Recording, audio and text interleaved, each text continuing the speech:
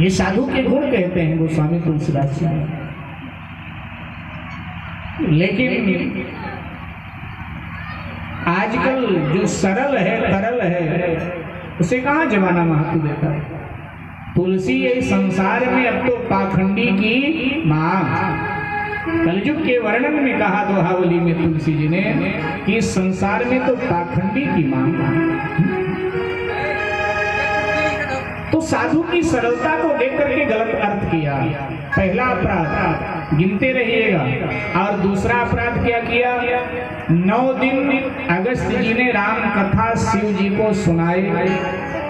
शिव जी ने सुना, सती ने नहीं सुना।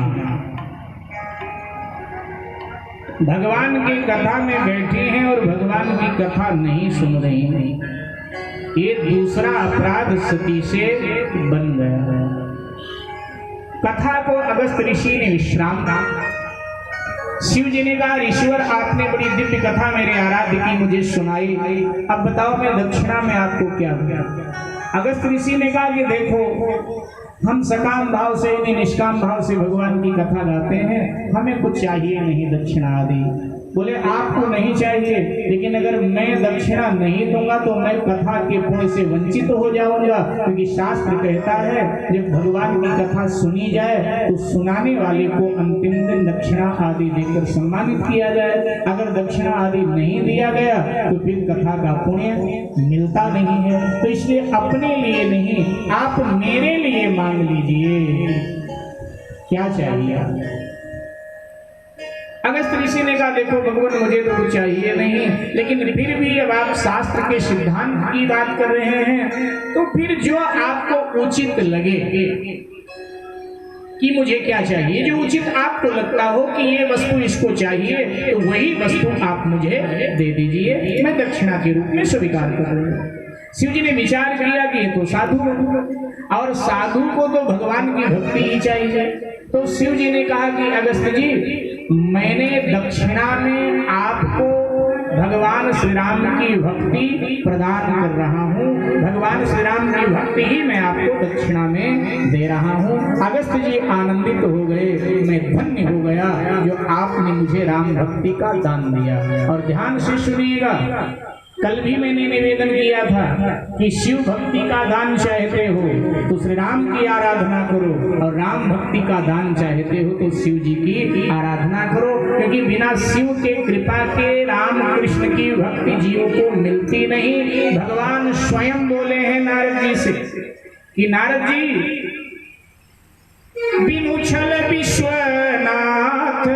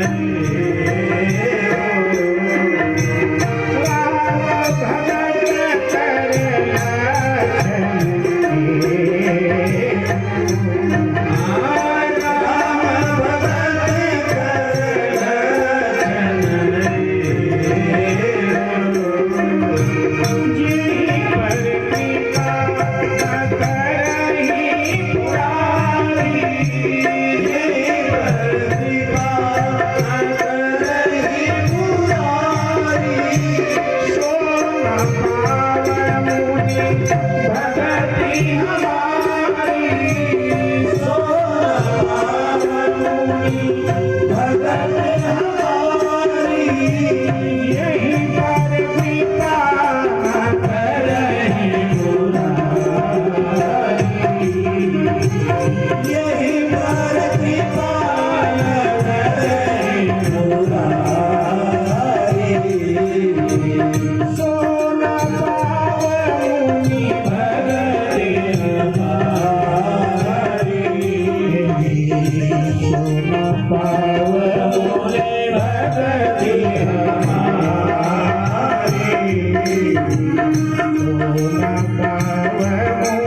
भगति हमारी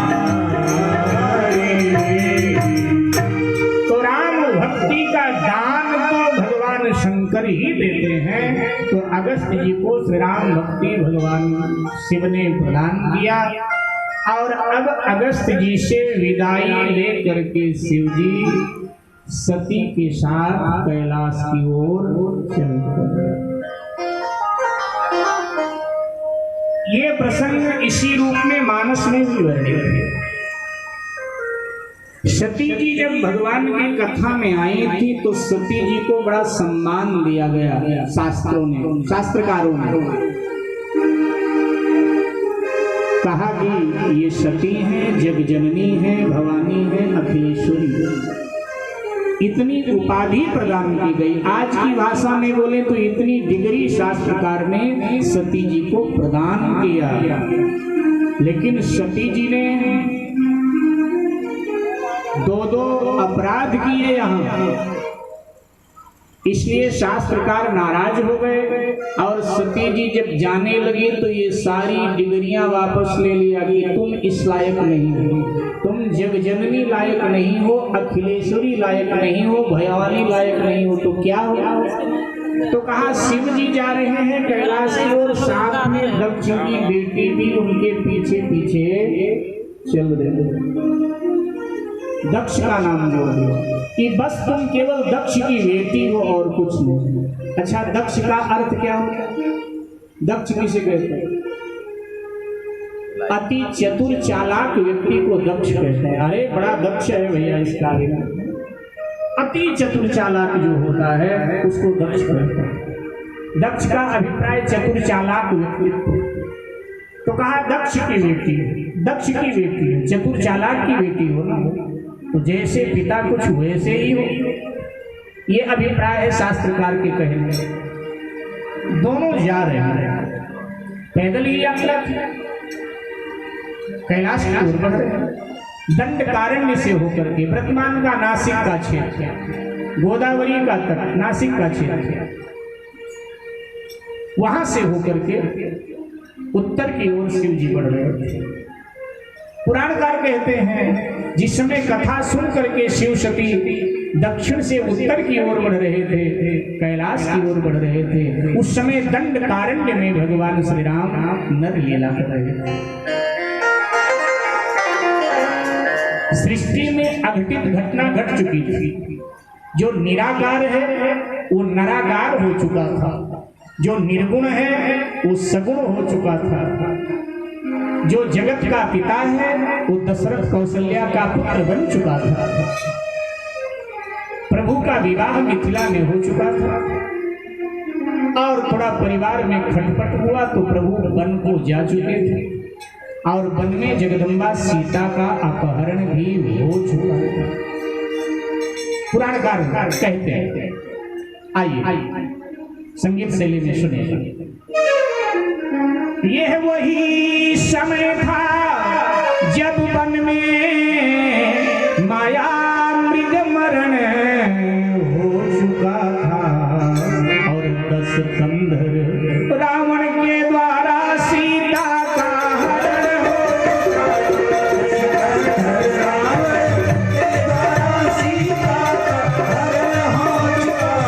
10 कंधर रावण के द्वारा सीता का हरण हो चुका था।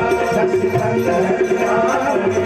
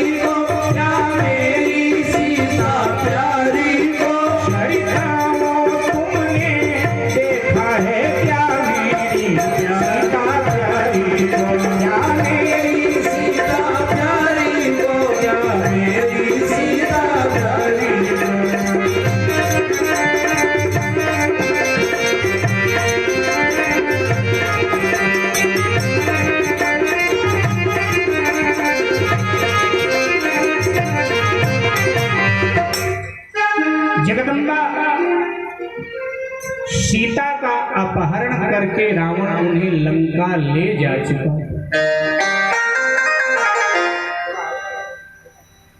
नरलीला करते हुए रघुनाथ जी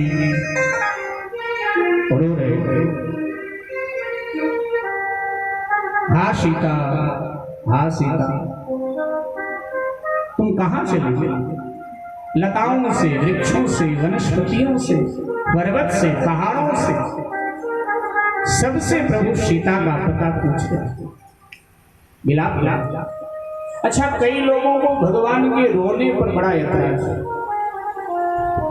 पता नहीं ऐसे लोग आपको मिलते हैं कि नहीं, हमको बहुत मिलते हैं और वो बड़ा ऐतराज जताते हैं। एक ने कहा मुझे कि तुलसीदास जी ने राम जी को रुला के अच्छा नहीं किया। तो मैंने कहा तुलसीदास जी ने तो राम जी को बहुत कम रुलाया है, वाल्मीकि जी ने देखो कितना रुलाया, 50 पृष्ठों में रुला दिया वाल्मीकि जी के राम के बहुत रोए हैं गुरु जी, बहुत रोए। तो वाल्मीकि जी ने तो बहुत रुलाया और कालिदास ने तो रघुवंशम में और रुला दिया। माने राम जी को सबने रुलाया है और इसके बाद में जमाने ने तो राम जी को रुलाया है। आज तक लोग राम जी को रुला ही तो रहे, कितना रुलाया। तुमने कहा भैया तुलसीदास जी को दोष मत दो, सबके राम रोए हैं। पुराणों को उठा लो तो पुराणों में भी राम जी रोए हैं, जहां ये प्रसंग आया है राम जी बहुत रोए। क्यों इन लोगों ने राम जी को रुला, क्यों राम जी रोए? भैया बहुत कारण है राम जी के रोने का, कुछ कारण है आपके सामने मैं प्रस्तुत करता हूं। गोस्वामी जी से पूछा गया राम जी क्यों रो रहे हैं तुलसी जी से, तो उन्होंने कहा कामिन कर दीनता दिखाई, ये उत्तर है, और ज्ञानी के मन विरति दृढ़ाई। भगवान नर लीला कर रहे हैं चूंकि, इसलिए कामियों की दीनता दिखा रहे हैं और ज्ञानियों के हृदय में वैराग्य की भावना को दृढ़ कर रहे हैं, मजबूत कर रहे हैं, इसलिए रोए। तो दूसरा अभिप्राय हमारे महात्मा लोग देते हैं कि देखो भैया राम जी संवेदनहीन पुरुष नहीं है, राम जी संवेदनहीन पति नहीं है, राम जी संवेदनशील पति। अब पति खो जाए तो पत्नी कितना रोती है पति के लिए, लेकिन पत्नी बिछुड़ जाए और पति के हृदय में संवेदना न हो, उसकी आंखें सजल ना हो, ये तो अनुचित है। इसलिए राम जी संसार के पतियों को बताने के लिए रोए कि पति संवेदनशील होना चाहिए, पति की आंखें भी सजल होनी चाहिए पत्नी की विरह में, पत्नी की याद में, इसलिए राम जी रोए। तीसरा अभिप्राय हमारे संत लोग देते हैं कि देखो राम जी एक आदर्श पुत्र हैं, एक आदर्श शिष्य हैं, एक आदर्श शत्रु हैं, एक आदर्श मित्र हैं, वो एक आदर्श पति। आदर्श पति कैसा होना चाहिए, इसलिए राम जी रोए। चौथा अभिप्राय हमारे महात्मा लोग देते हैं कि देखो पत्नी का अपने पति में प्रेम हो, अच्छी बात है और होता ही है, लेकिन पति का भी अपने पत्नी में उतना ही प्रेम होना चाहिए।